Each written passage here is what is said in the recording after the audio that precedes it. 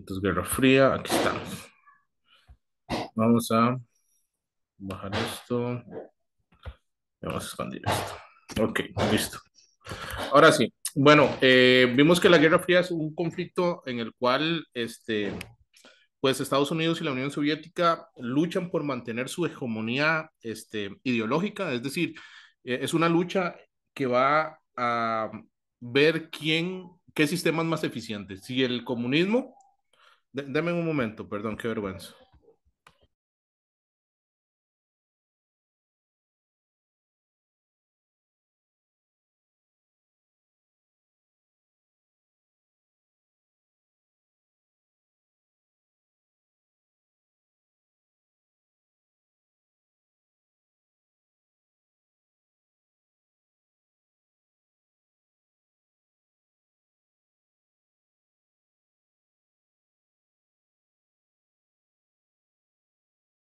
Ahora sí, disculpen, ya vamos a ver si no hay tanto ruido. Bueno, como les iba diciendo, es una guerra ideológica, es una guerra en la cual, por ejemplo, van a luchar Estados Unidos y la Unión Soviética por tener un control sobre todas esas naciones que pues estaban alcanzando la independencia. Es decir, que después de este proceso en el cual pues formaron parte de un imperio, ¿verdad? En la época colonial, pues ahora son independientes. Y pues Estados Unidos va a estar ahí en la lucha viendo qué va a ser Estados Unidos y la Unión Soviética, qué régimen van a implementar. Eh, Hubo una serie de mejoras tecnológicas, por ejemplo, el uso de nuevas armas como las minas, el uso de armas bioquímicas como el napal y la carrera armamentista. Por ejemplo, nuevas y mejores armas, está este miedo a un holocausto nuclear, ¿verdad? Es decir, que en algún momento las dos naciones entren en un conflicto y se desate una muerte masiva por las armas nucleares. Eh, Esto por el temor que generó el lanzamiento de las dos bombas en Hiroshima y Nagasaki de, de Estados Unidos sobre Japón, ¿verdad? Entonces, bueno, y muy importante que no se nos olvide la carrera espacial, ¿verdad? Vimos, por ejemplo, que llevaba el Sputnik 1, vimos quién fue Laika, Yuri Gagarin, etcétera, etcétera. Dentro de la Guerra Fría hubo conflictos, ¿verdad? Tocamos el conflicto de Corea, tocamos, por ejemplo, el conflicto de Israel y Palestina, la clase anterior, y ahora vamos a ver otra serie de conflictos que nacen en la Guerra Fría y que se puede extender hasta la actualidad. Es decir, vemos cómo esto que pasó hace casi 80 años aún sigue afectando, por ejemplo, la historia y la geopolítica actual, ¿verdad? Entonces, ¿qué vamos a ver?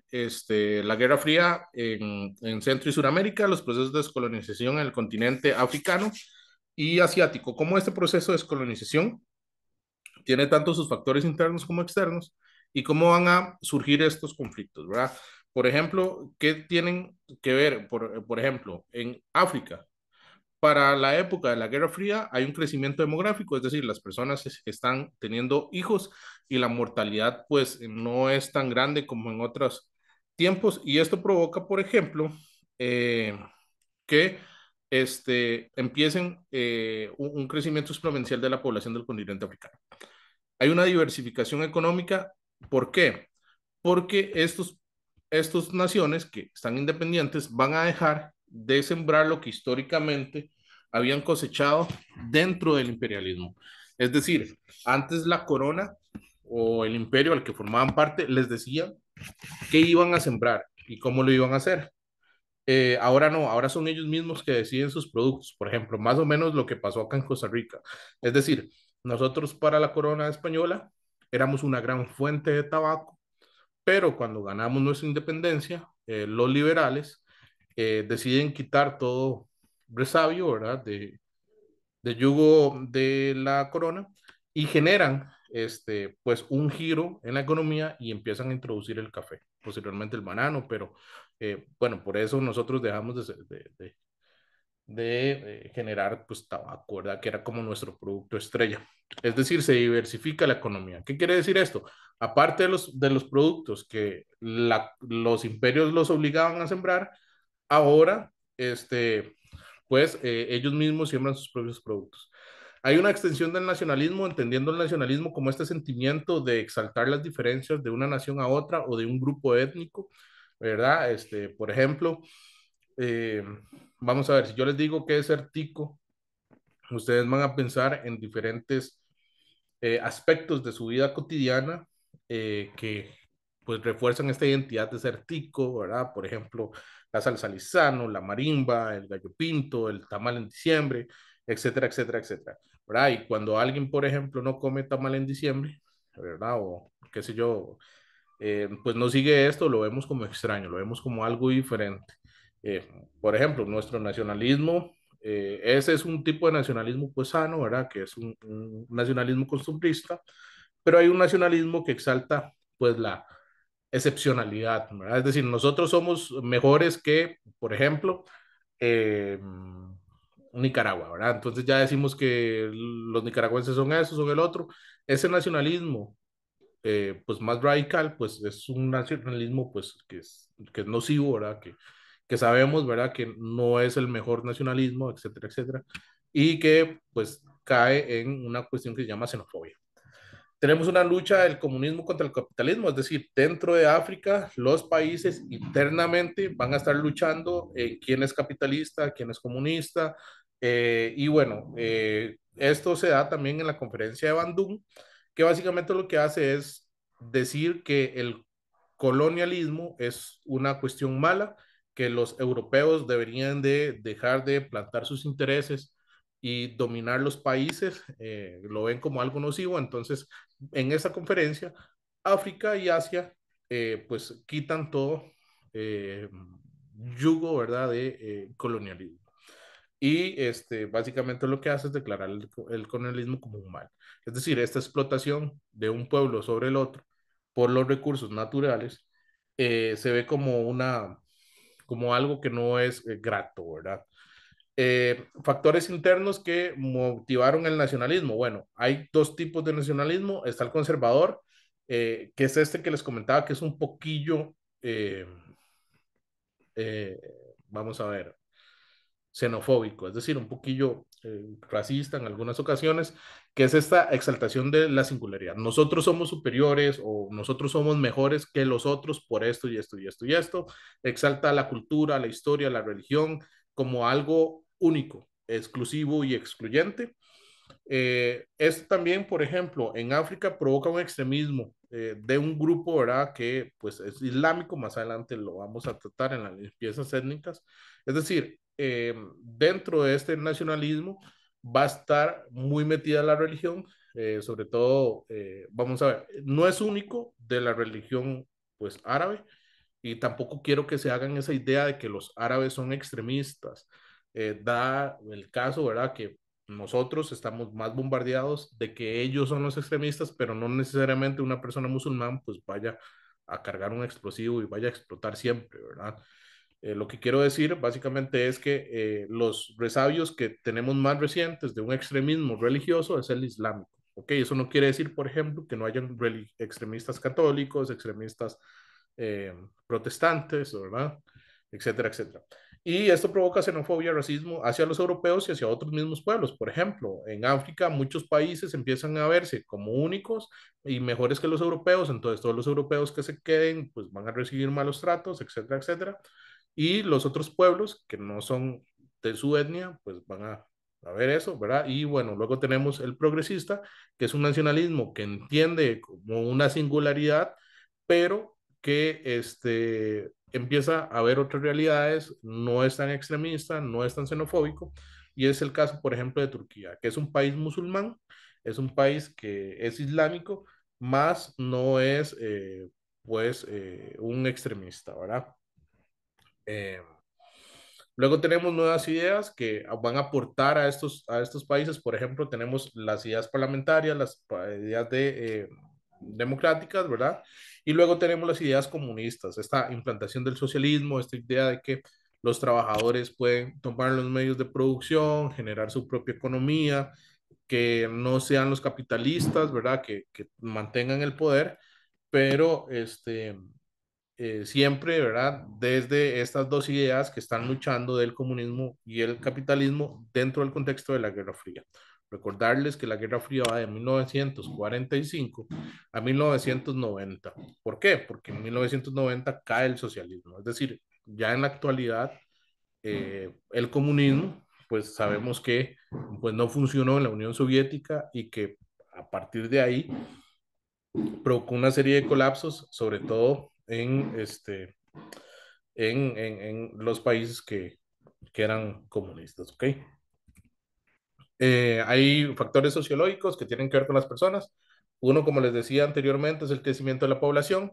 Esto genera nuevos retos en salud, en trabajo, etcétera, etcétera. Y también hay un aumento en la educación de las personas, hay nuevas ideas que se empiezan a dar y se empieza a buscar una madurez política. Es decir, este debate de que si el capitalismo o el comunismo va a generar una madurez política. Eh, a veces, viéndolo desde la actualidad, ¿verdad? Con la Asamblea Legislativa que tenemos, que vivimos en una, para así decirlo, una guerra fría constante nosotros, ¿verdad? Por ejemplo, no sé ustedes si lo ven así, pero aquí cualquier cosa que suene a comunismo es algo como malo, ¿verdad? O sea, cualquier cosa que sea social o cualquier cosa que venga del Frente Amplio, pues es visto como mal. Eh, Vaya, no digo que el Frente Amplio sea bueno, tampoco, no es mi tipo de partido tampoco, pero todos los discursos, por ejemplo, van a eso, sobre todo con este partido, lo utilizo porque es este partido al que le tiran más de que es de izquierdas, pero vamos a ver, se utiliza este argumento como una falacia de hombre de paja, es decir, todo lo que diga el Frente Amplio está mal porque son comunistas y no se atiende bien a las ideas, ¿verdad? Y eso es mi crítica, por ejemplo. O no se atiende bien a Eli Feinsack, por ejemplo, porque es capitalista y a veces, por ejemplo, no escuchamos bien las ideas que puedan tener. Y estos son resabios de que vivimos en una guerra fría. Luego tenemos los factores de la Segunda Guerra Mundial, las consecuencias de la Segunda Guerra Mundial que fomentaron este tipo de cuestión, ¿verdad? Por ejemplo, hay una compensación de Europa. Por ejemplo, la mayoría de libertad que se da en los países africanos y en países de Asia se da por el apoyo que dieron en la Segunda Guerra Mundial, es decir, los hombres que murieron luchando esta guerra. Eh, por ejemplo, la India es uno de los acuerdos como más cercanos de esto. Básicamente lo que hacen es eh, enviar hombres a la guerra a cambio de que cuando finalice esta, pues tengan una libertad y una independencia. Y bueno, la consecuencia es que esto demostró que Europa era débil, es decir, que necesitaran de las colonias de una manera urgente. Mostró a las colonias que no eran infalibles, es decir, que tenían sus fallas, y esto alimentó aún más los movimientos nacionalistas. Bueno, y la Guerra Fría, esta idea, ¿verdad?, de lucha, ¿verdad? Eh, y luego tenemos las ideas católicas. Básicamente, la Iglesia Católica está a favor de las independencias y empieza a enviar misioneros cristianos. Esto va a provocar pues el crecimiento del catolicismo. Y bueno, ¿qué pasa? Que las guerras son caras y que pues básicamente hay un instante de lucidez, el cual empiezan a no justificar las guerras, ¿ok? Ahora vamos con los conflictos. El primero que tenemos, bueno, ¿qué tenemos? Son variados. Por ejemplo, tenemos levantamientos armados o guerras, ¿verdad? Tenemos resistencias pacíficas, como lo que pasa en la India, y negociaciones políticas. Es decir, no necesariamente todo es armado, todo es violento, pero bueno, en su mayoría sí. El primero que tenemos es de India versus Pakistán. India era una colonia de Gran Bretaña, es una de las más importantes. Antes, para entender lo que es India en la colonia inglesa, tenemos que entender India y Pakistán como una sola unidad. Es decir, los ingleses en la península eh, en la península india, tenían dividido a la población musulmana al norte, lo que actualmente es Pakistán, y toda la población hindi y budista en la parte sur y oeste del país. ¿Ok? Esto provoca que bueno, provoca que cuando se independicen empiecen a haber roces entre la India y Pakistán. Recuerden que uno es musulmán y el otro es, bueno, hindi, ¿verdad? Que es el tipo de religión que se practica ahí. Antes de que fuesen independientes, hay una rebelión de los cipayos en 1957. ¿Qué son los cipayos? Bueno, los cipayos eran las personas que estaban en los puestos de poder, pero que le respondían a la corona inglesa. Ellos en 1800 intentan, en 1857 intentan independizarse, pero sale mal. Es decir, fallan en su cuestión de pues, ser independientes, lo que crea que nazca un nacionalismo, ¿verdad? Y empiezan a llamar a la desobediencia civil, producto de este señor que se llama Gandhi. Gandhi básicamente lo que hace es, él es un abogado y se va a estudiar a Oxford, que es una de las universidades más importantes de Inglaterra, estudia derecho y se vuelve a la India con estas ideas de libertad y empieza a llamar a la desobediencia civil, es decir, a no hacerle caso a la corona, a las leyes de la corona, y empiezan a ganar una cierta autonomía hasta que llega la Segunda Guerra Mundial y empieza a independizarse. ¿Por qué? Porque llegan a un acuerdo. ¿Necesita hombres? Sí, bueno, tómelos, pero después de eso nos tiene que dar la independencia. Cuando termina la Segunda Guerra Mundial, la India, junto con Pakistán, son libres, pero empieza una serie de enfrentamientos por las dos comunidades que dura 2 años hasta que en 1947 Pakistán declara su independencia de la India. Esto provoca una lucha por los territorios. El principal territorio, Cachemira, que es como una zona ahí geopolítica importante. ¿Qué pasa? Este es un conflicto que aún sigue en la actualidad. Eh, ¿Por qué, por qué es un problema y por qué hay que estar pendientes de esto? Bueno, básicamente porque Pakistán tiene armas nucleares de destrucción masiva. Entonces, esto genera una, una preocupación, ¿verdad? Por el uso de estas armas. La ONU ha intervenido, ¿verdad? Por ejemplo, en 1990, en 1998 y en el 2003 por ahí hubo una escalada de los conflictos en las cuales tuvo que intervenir la ONU, pero lo que quiero que entiendan es que es un conflicto que sigue, es un conflicto que ha sido intervenido por la ONU, pero y que responde, por ejemplo, a este pasado colonial que pues no se trató de la mejor manera. Luego tenemos la primavera árabe. Bueno, estos son los países musulmanes en su mayoría. Faltan algunos que están como por acá, pero estos son los países árabes del norte y Medio Oriente, que es Norte de África y Medio Oriente. Por ejemplo, vamos a ver. Lo que quiero que entiendan es que África se divide en dos. Aquí hay un desierto, perdón, aquí hay un desierto muy grande. ¿Alguno sabe cómo se llama?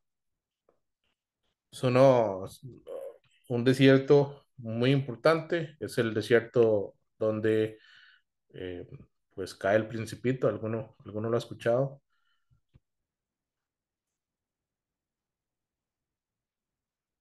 ¿Cuál es el desierto más grande del planeta? Imagínense que estén en ¿Quién quiere ser millonario? Y esa es la respuesta de los 25 millones.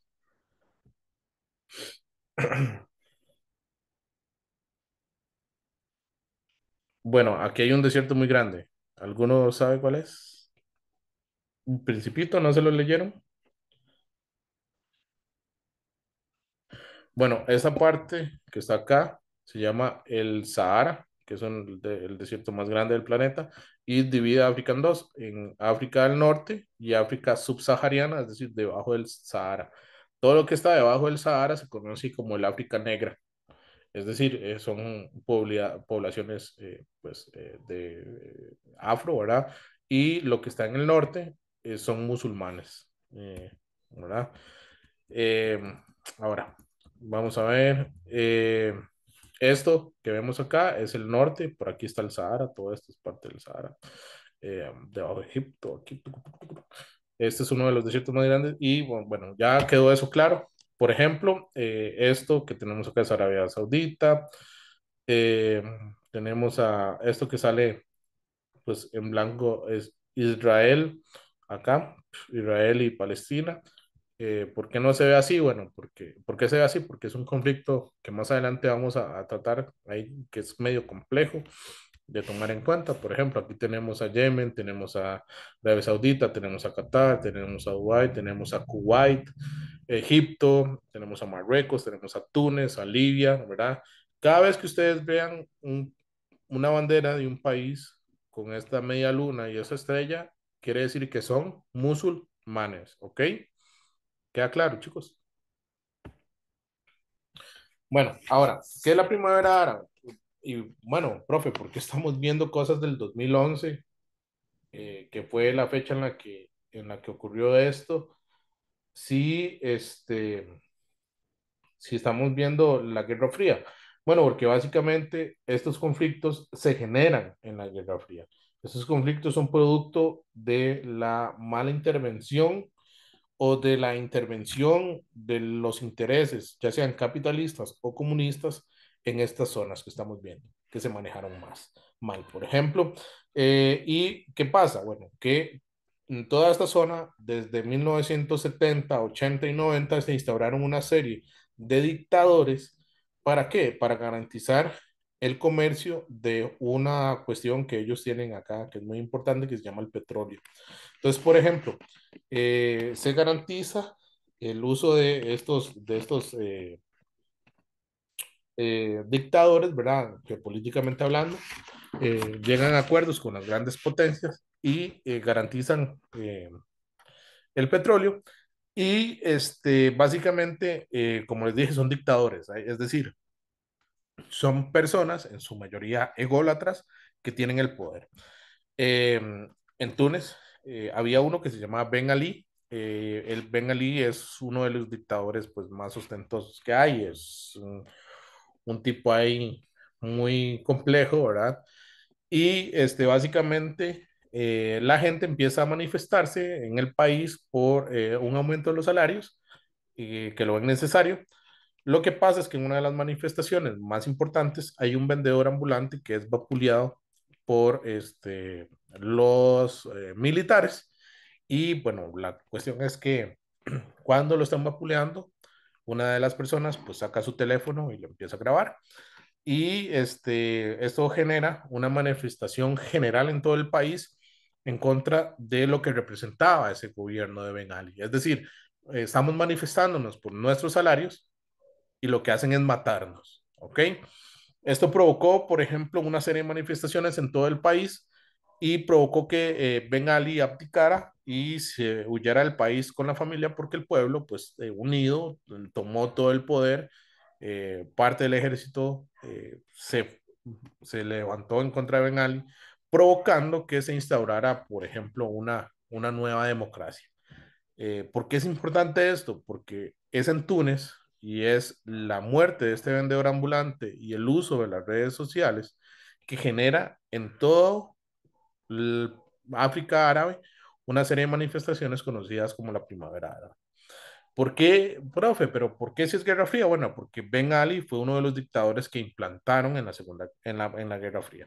¿Ok? Después de esto, ¿qué provocó? Bueno, provocó, por ejemplo, que se extendiera. ¿Y dónde fue el país siguiente? Egipto. En Egipto empezaron a manifestarse, ¿verdad? Por la situación social, etcétera, etcétera, motivados por lo que estaba pasando en Túnez.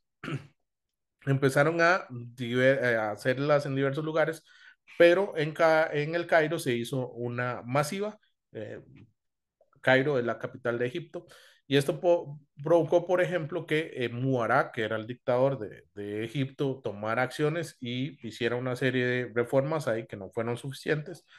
Y básicamente lo que hizo fue darles a tolillo con el dedo.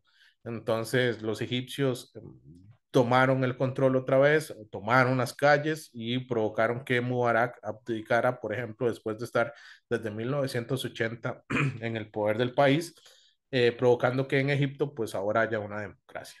¿Ok? Es decir, ya no hay una dictadura, hay una democracia. Igual pasa en Libia. En Libia es uno de los países más importantes porque tienen mucho petróleo y tienen una cuestión de uranio. Y además el Gaddafi es todo un tema. El Gaddafi, que era el dictador, Muammar el Gaddafi, que era el dictador de Libia, era totalmente egocéntrico. Por ejemplo, tenía una guardia personal de 64 mujeres. eh, Todas esas mujeres llevaban armas bañadas en oro. Él tenía un Mercedes-Benz bañado en oro. Era un tipo sumamente egocéntrico, ¿verdad? O sea, bueno, los que se quedaron y los que vieron el video de la semana pasada, pues más o menos van viendo cómo era el tipo, ¿verdad? El tipo era un rockstar en toda su cuestión. Hay una película que se llama El Dictador, que básicamente se basa en la vida del Gaddafi y es muy interesante. Ahora, bueno, ¿qué pasa? Que en el contexto de la primavera árabe, es decir, este movimiento social empieza a generarse, ¿verdad? Una serie de manifestaciones que los altos mandos, es decir, las personas del ejército, empiezan a desconocer al Gaddafi, ¿verdad? Es decir, el ejército y sus principales pues ayudantes dentro de la institucionalidad libia empiezan a desconocer el Gaddafi, lo que provoca que se creen dos gobiernos, el que le es fiel a el Gaddafi y el que es fiel a Benghazi, que era pues la principal cabeza de el, eh, de la oposición. El país quedó dividido en dos, la ONU intervino, pero la ONU tomó partida y apoyó a Benghazi. ¿Ok? Provocó una serie de enfrentamientos, una serie de bombardeos y el Gaddafi es apresado por los seguidores de Benghazi y es asesinado y decapitado en Libia. Y esto provoca, por ejemplo, que ahora Benghazi pues sea un dictador, que son las cuestiones que pues tampoco se sanaron pues muy bien. Actualmente Libia es un país que pues tiene a Venganza en el poder y que pues es un poco radical dentro de su extremismo religioso. El caso de Siria también es uno de los más interesantes. En Siria tenemos una familia que se llama Al-Assad. Esta familia estaba en el poder desde 1900, desde 1890 por ahí. Entonces es una familia que pues ha estado un montón de tiempo en el poder. Dentro del oportunismo de la primavera árabe, empieza como un movimiento civil, pero luego empiezan a ver que las personas están totalmente armadas. ¿Y esto por qué? Bueno, básicamente porque hay un movimiento que busca una gran nación árabe que se llama Al Qaeda, que más prontamente se va a llamar como ISIS. ¿Por qué? Porque toma el control de dos países. Eh, cuando el ejército de Siria se topa con el ejército pues, de Siria Libre, que es Al Qaeda, pues cae rápidamente, lo que provoca pues que una huida masiva de personas, por ejemplo, a Europa. Por ejemplo, tenemos estas imágenes desgarradoras bueno, yo les comenté de la mamá cargando a su hijo muerto, ¿verdad? Cruzando la frontera con España, buques llenos de personas llegando a Francia, en su mayoría pues saltando de los barcos para llegar como ilegales, ¿verdad? Y toda esta concepción que hay sobre las cuestiones, ¿verdad? Actualmente está en disputa, actualmente Siria es parte del Estado Islámico de ISIS, por eso se llama ISIS, Islamic State of Iraq and Syria. Recuerden que Irak, a partir del 2005, hay una guerra directa de Estados Unidos en contra del terrorismo, lo que provoca que pues se mate a Saddam Hussein, que era pues el líder, el dictador que desde los 90 estaba en Irak y cuando se va a Estados Unidos, lo que queda son movimientos armados, ¿verdad? Y sumamente radicales en el país, lo que genera que se genere Al Qaeda, ¿verdad? Que es este movimiento que busca una gran nación árabe, un gran Estado Islámico en toda la nación, es decir, que todo esto lo que vimos en el mapa sea una gran nación árabe, ¿ok? Ahora, bueno, esto para tomarlo rápido, porque son movimientos que se dan en la Segunda Guerra, en la Guerra Fría, pero vamos a ver que se pueden tratar rápido. Por ejemplo, tenemos el movimiento hippie, que son jóvenes, son gente que busca el amor y la amistad. ¿Cuál es la importancia con ellos? Que empiezan a luchar contra el sistema, empiezan a experimentar con drogas, buscaban la paz y la igualdad, y eran principalmente jóvenes que van a unirse al movimiento del rock and roll, que busca armonía, que busca mensajes de paz. Tenemos los Beatles, AC/DC, Iron Maiden, ¿verdad? Y estas influencias de masas que van a provocar pues un nacimiento de cuestiones contra cultura. Tenemos la segunda oleada del movimiento feminista que busca los derechos civiles y que también busca la liberación sexual de las mujeres, es decir, el uso de anticonceptivos, decidir cuándo van a ser madres, decidir quién van a ser su pareja, ¿verdad? Por ejemplo, eh, en su pareja, es decir, que ya pues los maridos no los elija pues sus familias, ¿verdad? Que no hayan alianzas matrimoniales, etcétera, etcétera. Y la otra que tenemos son las luchas de las personas afro por sus derechos, ¿verdad? Se da, por ejemplo, cuando Rosa Parks, que es una mujer afro, toma un bus y se sienta en la parte de adelante, en la cual es exclusiva para personas blancas en Estados Unidos. Esto provoca que pues, la bajen y sea encarcelada, lo que genera un movimiento de las personas afro en Estados Unidos. Y parte de esta cuestión se ve en el nacimiento de dos grandes figuras, una Malcolm X, que es la que tenemos acá, o Malcolm X, y el otro se llama Martin Luther King Jr., que básicamente lo que ellos buscan es la, la liberación del pueblo negro. Empiezan con una serie de movimientos. Martin Luther King es una versión más calmada de Malcolm X. Por ejemplo, Malcolm X, él sí quería cambiar el sistema capitalista, él quería implantar una serie de un sistema anárquico básicamente, mientras que Martin Luther King lo único que quería era que siguiera el capitalismo, pero las personas afro con derechos. Esto provoca una serie de cuestiones. Ambos son asesinados por el FBI y bueno, todo esto se genera dentro del contexto de un partido político que se llama las Panteras Negras, que es un partido negro. Y bueno, es tanta la lucha que en 1964 Estados Unidos reconoce los derechos civiles de las personas afro. ¿Qué son los derechos civiles? Básicamente que las personas afro puedan votar, ¿ok? Y se quita la exclusividad de las personas blancas en restaurantes, en, en baños, por ejemplo, en todos aspectos de la sociedad. ¿Qué quiere decir esto? Básicamente que las personas afrodescendientes no podían utilizar los mismos restaurantes, los mismos sanitarios, los mismos autobuses y estaban segregados, es decir, no podían ir a ciertos lugares de la ciudad. Ahora, eh, en lo que estábamos, ¿ok? ¿Cómo se ve la Guerra Fría en Centroamérica y en América Latina? Bueno, complicado, ¿verdad? Tenemos el primer caso, por ejemplo, tenemos el caso de Chile. El que no sabe quién es él, bueno, yo se los voy a comentar. Él se llama Salvador Allende.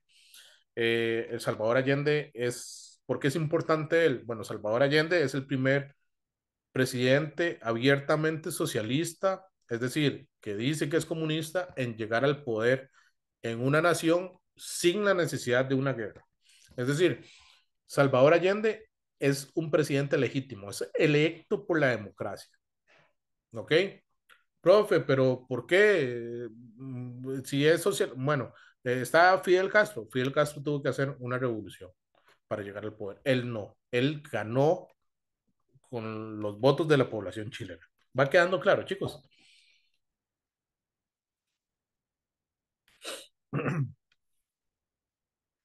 Sí, más o menos. Dígame en algo, porque ya casi termina la clase y no sé. Se va quedando más o menos claro. Más adelante vamos a ver preguntas, ¿ok? Eh, Él básicamente lo que hace es una serie de reformas para favorecer a los trabajadores chilenos. Por ejemplo, hace una reforma agraria para quitarle los terrenos a los grandes poseedores, nacionaliza el cobre, que en su mayoría eran empresas estadounidenses que tenían un monopolio sobre el cobre.